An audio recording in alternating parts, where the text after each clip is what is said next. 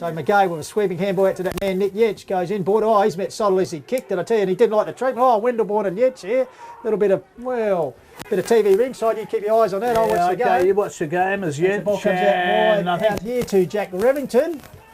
Revington with a little short pass in towards land of the Giants. Dyer off hands, taken in. He's been paid over the shoulder. Meanwhile, back here it's still it's like Festival Hall. Oh yeah, we've got O'Sullivan, we've got Wendelborn, we've got it's all right. Here comes Davey Will now. Milton was hit. Munn's come in there. Munn's come in. Cast it now. It's like Clive Vardas.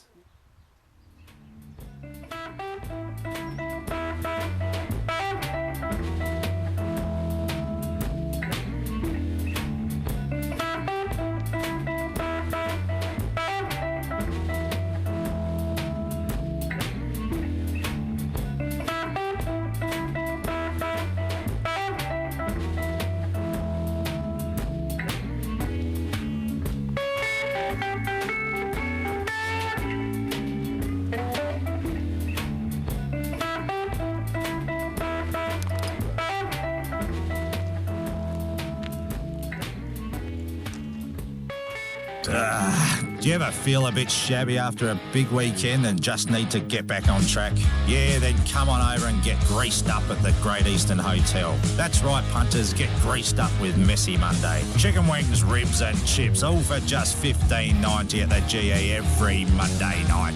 You might get a little bit messy, but you'll come away feeling $1,000,000. Messy Monday at the Great Eastern Hotel, Littlehampton, a finger-licking Hills Radio sponsor. You little beauty. September 2016 and a 35-year-old premiership drought breaks as Bridgewater defeats Nairne-Bremer in the Hills Football League Division 2 Grand Final. Now, 6 months on, can the Bremer Rams get some redemption or will the Raiders prevail again? Join the Hills Radio Call with the Wild team as they bring you the much-anticipated rematch from Nairn Oval this Saturday from 2 p.m. It's live and local football, proudly supported by Amblemead, Woodside Irrigation, Von Deuces, Duttons Mount Barker, Harndorf Tourist Park and the Great Eastern Hotel. Right here on 88.9 FM, your Hills community sporting voice.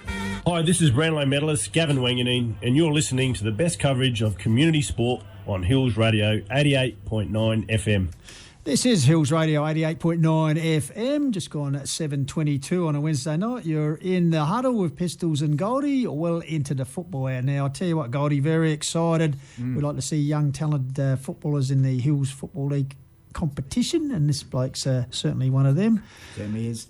It's a big welcome from the Nairne-Bremer Rams. Of course, he'll be featuring in this week's Call of the Wild. His best on field against Meadows last Saturday. Yeah, so he's in good form off the field. And we'll see if he's in good form as well. Welcome Nick Yench into the huddle. G'day, boys. How you going?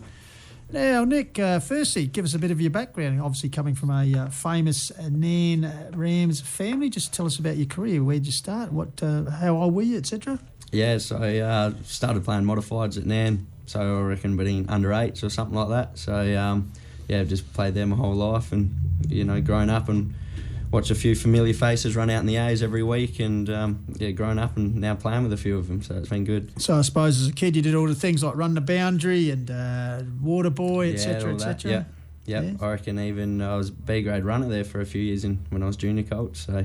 Is that right? On the farm? Grew up on the farm? Yeah, grew up at home on the farm, yeah. Tell us about those days. They were quite good fun with, younger sister and that, you're sort of stuffing around a bit on the farm and, it was Is that good. Down Callington way? Yeah. How many acres or... Yeah. Yeah, about 1,500. Yep. So. 1,500 there? Yeah. Up Callington Hill? Yeah, sort of Woodchester side of Callington. Oh, there. Woodchester. Yep. So what do you mainly run on the farm? Yeah, I do some cropping and sheep, so... Okay. Is it Woodchester or? Well, Woodchester's that next little town. The same. So what they call it, that area is known as Same. Yeah. So. But it's only the church, really. It's only the church now. Yeah. There used to be a school. Where are you? You got it there down here. Oh, sorry. Down there used to be a school. The hall and many moons ago. It was like everything. Like it was one of those places that every farm would come out. They had their little 10 acres. A bit of the river and all that. It was a good community. See, that's where. So, and now because they've actually changed all the roads and addresses, the proper he's actually known as Sale. But I don't see the mail there because I never get it. Yeah, right. So and then Woodchester's the next one. Did you go to school in Salem? Oh shit, no, I'm not that old. No, my father did. The school shut just before he started school. Yeah. He's 80 81. Yeah. So he went to come. So the school actually had already shut just before he started. Yeah. So it's really only Yenches who are left in the side? Oh, yeah, pretty well. Yeah. Because, I mean, there's all the hobby blocks and that around. Yeah, for sure. Yeah. And was he like as a farmer? Yeah. Oh, yeah, no, good. Yeah, no, he was sort of just third year full time and that. Right.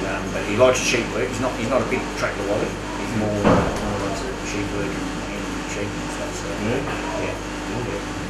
Fair Mainly area cropping. to kick the footy around. Yeah, plenty of room. So yeah, big boundaries. So what do you got? What's cropping at the moment? Oh, nothing at this stage. Start doing a bit of work next week. So what do you mainly grow? Wheat and barley. Wheat and barley. Yeah.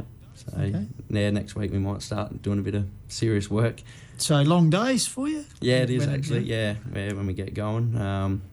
Don't really see the sun too much, I guess, in the colder months and that. So lights are on in the morning, then lights are on at night again. So, and we'll just quickly go back. Cricket played another premiership for Meadows. Yeah, now 3 in a row now. So, cop a bit of flack from the boys and a bit of a passenger over the time, but I'm happy to wear that. So in the last 3 grand finals, what have you contributed?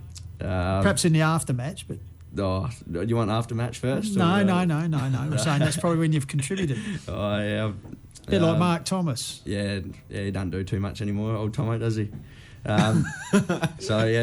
I reckon I've bowled 4 overs in 3 years, made a duck, and haven't taken a catch or nothing. So integral, one run out. Integral. Yeah. Everyone plays their role. Yeah, as Goldie said, just doing on the cricket. So to be part of what is an amazing cricket team, there certainly must be Meadows. The success they've had 8 in a row.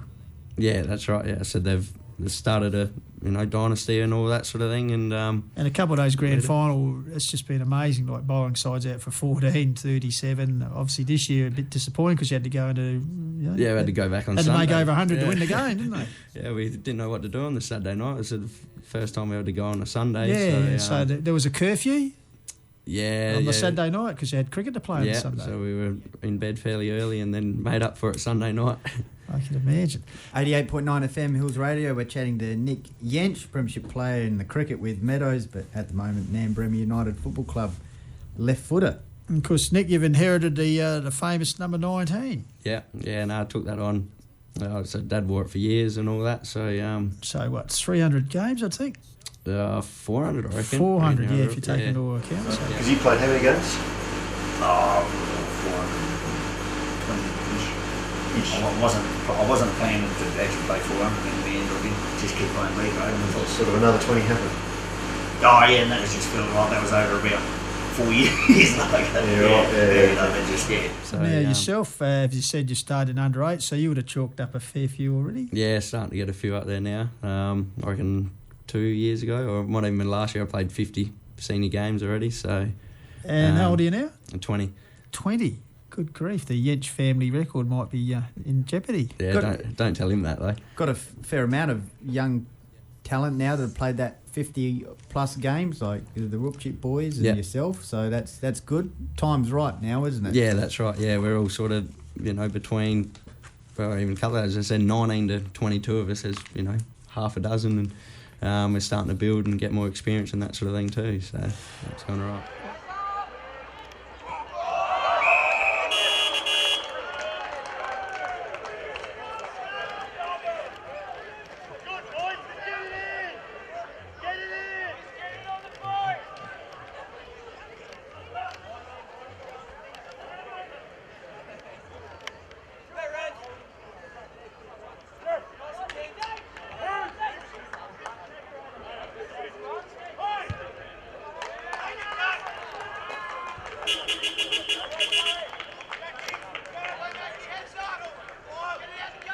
One thing we noticed last year, you did the pre-season from right down in West Adelaide Football Club. Yeah. And certainly you came back and looked so much fitter and better for the experience. This year, because you've gone through that process previously, did you do your own sort of pre-season routine based on what you learnt down at Westies? Because you still look pretty fit and So I started still before Christmas doing my own running and programs and that with a couple of other boys, and Then once you carry on into pre-season and that, you do a bit extra after training and convince a few boys. And but it was a pretty solid pre-season running-wise. So, sort of banking on last year's fitness to carry me through again.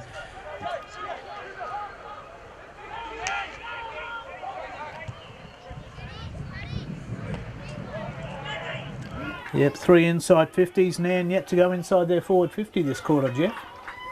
Yeah, so Peter slapped the ball away there. It's Nairne working out, comes back to that man again. Bang this long, no doubt about that, towards the top of the square, looking for Dyer. Behind the pack was Laddams. He's two grab to Chris Laddams. Pretty good. What was the debrief after last year's grand final loss? Do you remember what the vibe was like in the change rooms afterwards, and how long did it take you guys to get over that? It took me a few weeks to get over it. You don't know how close you are until when it was actually gone. Everyone's sort of down and that and talking, and because it was our second one that we've dropped. So you played in the 14 one as well, yeah, against Lofty, right? Yeah. So end of the day, they were a pretty handy side and all that. I mean, you can sit there and bow your head all day and all that, but we knew we didn't play 4 quarters of footy. We only played sort of 3 good quarters, and that probably cost us in the end. What did? Bit of luck here or there, and that's the grand final. Yeah, that's right. I was talking to you boys before. I remember Evans still kicking that goal from in front of the coach's box, and watching it go over your head, and you can't do anything about it. So, it takes a bit out of you at the end of the day. You sort of had the perfect preparation too, because you came from the Clouds to beat Bridgie in the second semi, which we saw down at Mackie. Yeah. Was there that feeling, as Goldie said at half time, well, we've got this mob, we know we've got their measure, we know how to beat them? Yeah, it was, we knew if we played our best footy, we could still, keep in front and increase the lead if we could. We thought we were, going all right in that, but if we dropped our guard, they were definitely going to pounce, that's for sure. The atmosphere out there was sensational. Had the Ram truck. Yeah. The Ram truck there on the enemy's flank. Yeah. And it was such a close game, particularly obviously in the last quarter. What was it like to be out there in the ground? Could you hear yourself think? You could still hear yourself thinking that, but every time someone got a goal or was getting close to goal, it just erupted. 3 points to margin, we're even closer than I expect. 13 minutes gone, 3 points to margin.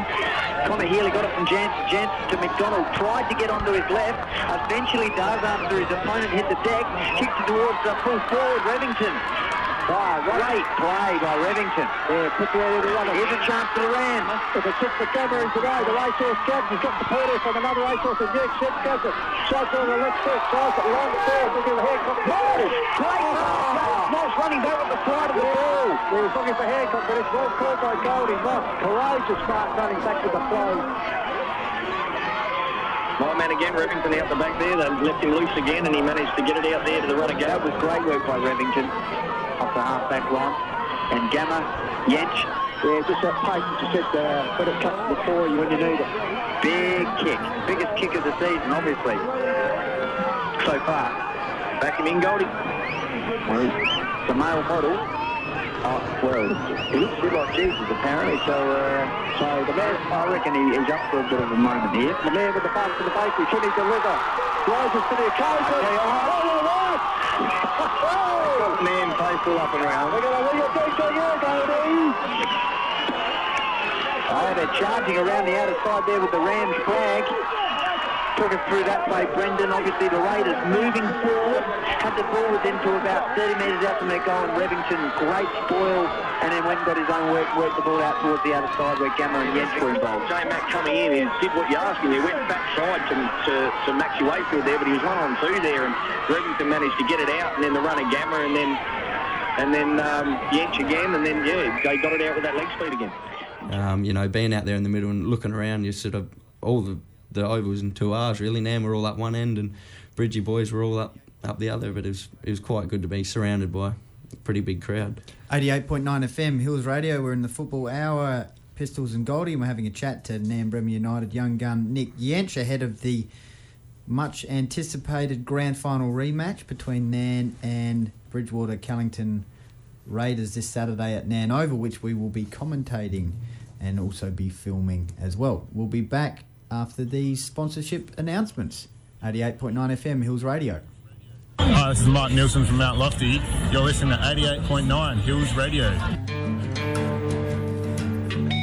Hey, yo there. This is Oscar, doing blues on Friday evening. I'll bring you everything from the first recordings of Blind Lemon Jefferson using his guitar in a blues fashion from 1917 to anything that's modern, and I'll serve it up to you as best I can. Friday evenings with the blues with Oscar, 6 till 8, ladies and gentlemen.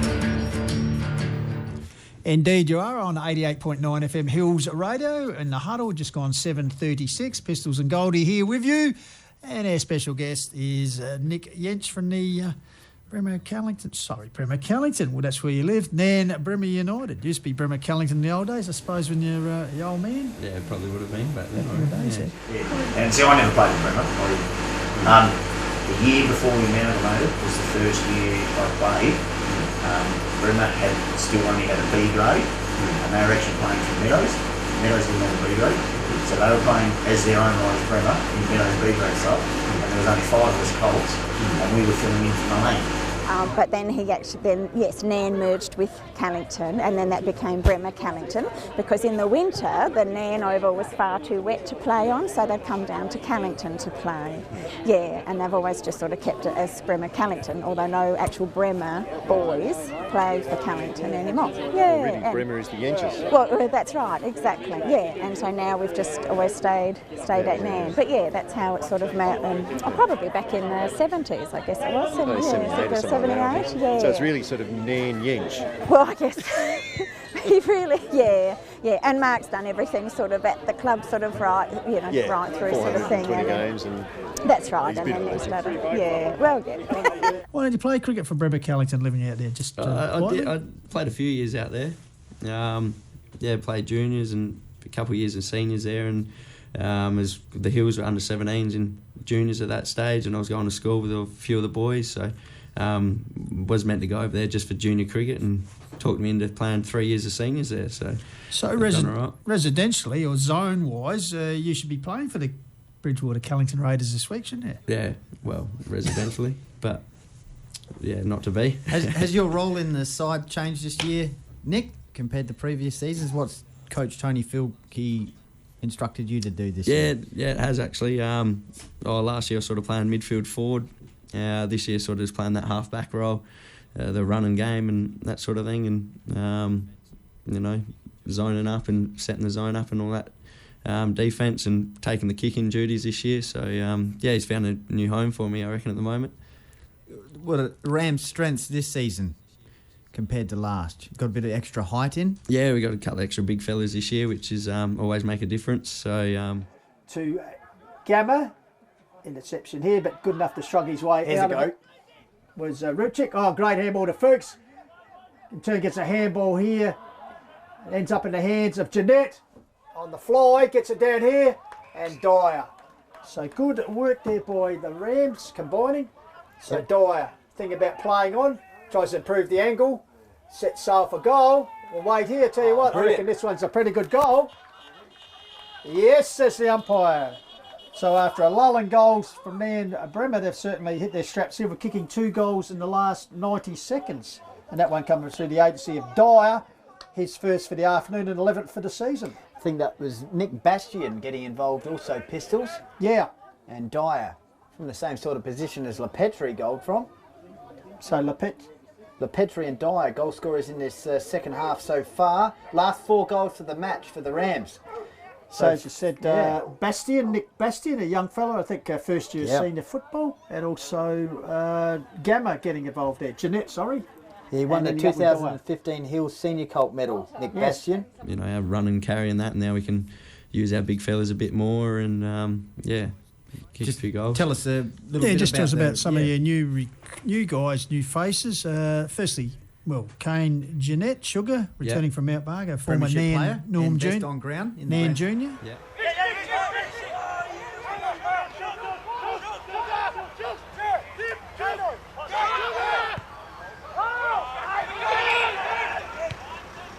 You're quite right. Ruchik chips it further field and finds James Moss, the bun man with the model. Performer, puts it out wide to the run of Jeanette, Sugar Jeanette on the Morgan win, sells a bit of candy, runs himself into trouble, forced to go inboard and finds Ryan McGay, the reigning male medalist. Nairne Junior? Yeah, no, he played all his junior footy. I reckon he might have snuck 3 or 4 A-grade years at Nairne, and then I reckon he ventured over to Barker, and like I said, was in their first grand final, was best on ground, and he's going right at the moment actually. He's looking pretty fit. Craig Jamer.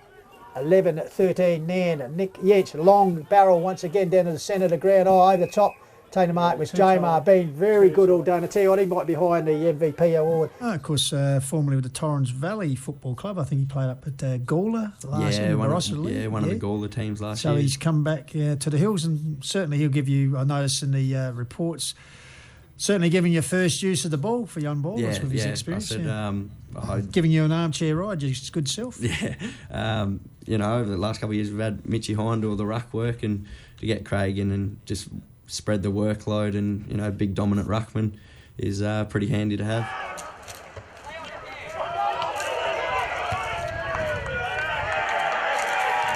Sam Dyer. And, Nick Yench brings it back towards the Morgan outer side wing. Booming kick as usual out towards Dyer. Reach for the sky with Sammy Dyer. Exciting performer, I believe, Sam Dyer. Can you tell us a bit about slamming Sammy Dyer? Yeah, he'll probably tell you what he's like. He likes talking about himself, young Sammy, but he could be one for an interview on Saturday, Goldie. Yeah. Oh, he won't say no to a bit of spotlight. We've got a few awards now, so yeah. He's going all right though. He's good young kid. I think he's only 19 years old, and he's pretty good jump on him and good set of hands, and he's enjoying it.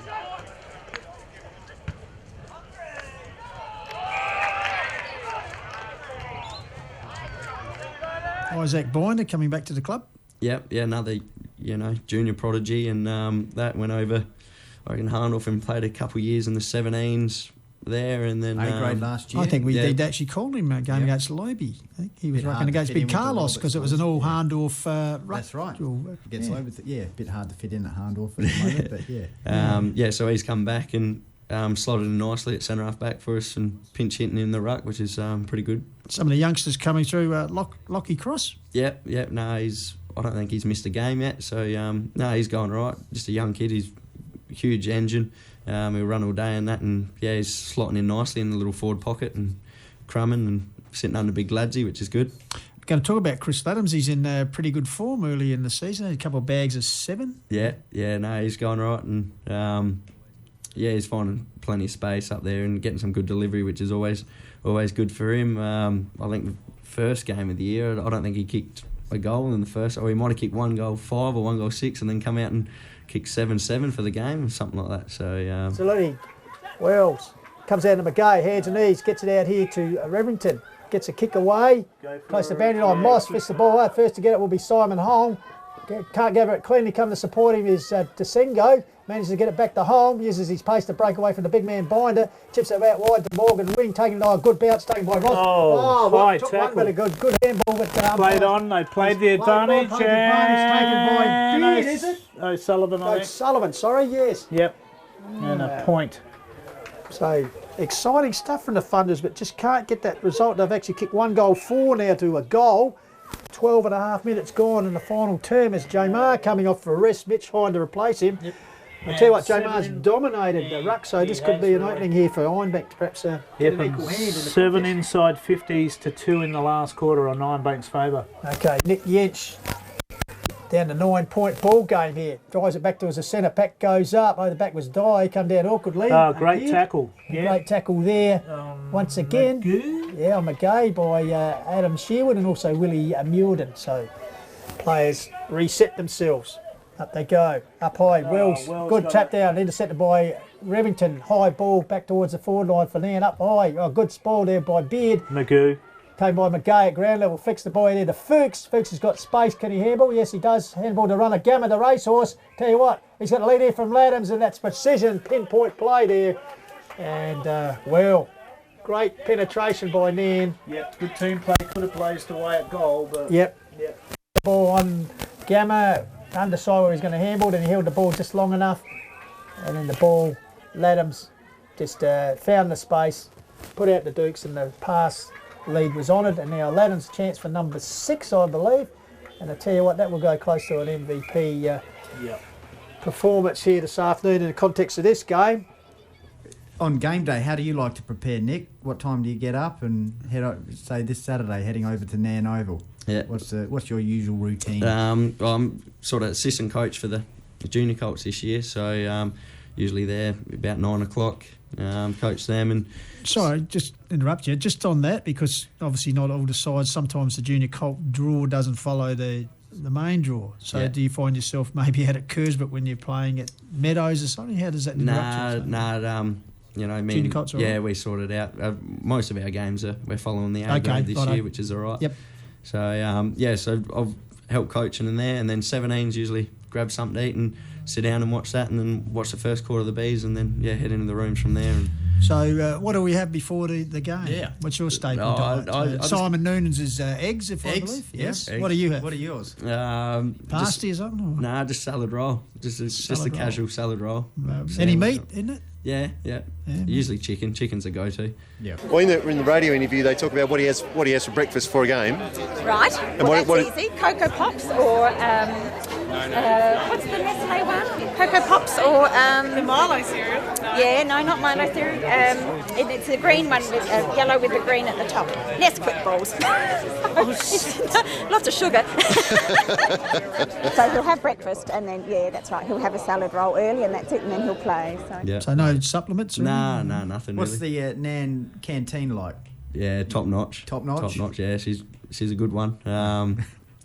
Never runs out of food, plenty of food, so... you rate it as one of the best? Yeah, I reckon it's up there. Yeah. Yeah, that one's all right. Very good. Okay. Got a lady, Nick? Nah, I don't. A good-looking fella like you? Nah, I'm not that good-looking. Oh, come on, Nick. You're the most desirable man in Salem. No, only bloke there, I reckon. It's out of you and Clive Wondersits. No, How are you, Clive? Lovely man, Clive. And Nairne Oval, just quickly, Nick, is one of the best decks in the hills, isn't it? Yeah, at the moment. What you enjoy most about playing there? It's a good atmosphere up on the... Yeah, it's good atmosphere. You got your grandstand and the crowd all up that end, and then you go down the other end, you got a bit of peace and quiet, and then someone in the car usually yells at you or fires up. But the cows they're on the oval or something. Yeah. But no, it's a good oval actually. You got the big tree there, and serenity wise, it's not bad oval. One of the great iconic features, you might remember this as a young boy, perhaps. I know your Mark and your Uncle Brian will remember this. The famous curtains that used to be in the visitors' change rooms adorned with topless females, the stick curtains, we called them. So we don't know what the idea of them was, whether it's to put you off your game, because a lot of blokes looked at it and actually got fired up. Have they still got them in some sort of showcase somewhere? Because, as I said, they were iconic at the Nairne Football Club visitors' change rooms. Yeah, I've green seen, and white, I think they were. Yeah, I reckon I've seen them a couple of times. I reckon they might be in the one of the rooms in the change rooms there. So we probably should get them out. Well, I tell you what, this is, as you know, Goldie, 50 years of Hills football. They should bring them out as an iconic feature. Oh, bring them out this Saturday for you boys. We'll bring them out. Yeah, actually, might have to film them. Well, we might film it. Yeah, Derek Rogers, aka Roy Films, will be along there taking the game, so we should get him. We'll get him out for you this weekend. Icons of the Hills Football League at Nairne. We could get the stick curtains. Yeah. We get the Yench family. We'll put them up as a banner, and you two can run through it. That's right. Call it. Yeah. We get Ross Lowby. Yeah, they'll hold him up at one end. Get him holding the Davey. curtains up. Yeah. Stewie Davey and my boy Nathan. Yeah. Well, we might put that in practice, but you're in the huddle, just gone 7:48. What we might go is earn a bit of money, Goldie, and then we'll come back and test young Nick's ability as a tipster. You're in the huddle, 88.9 FM. Hey, Bill, have you seen the new car Greg's driving? Yeah, he dropped around last night to show it off. Yeah? Said he got a great deal from the guys at Dutton's.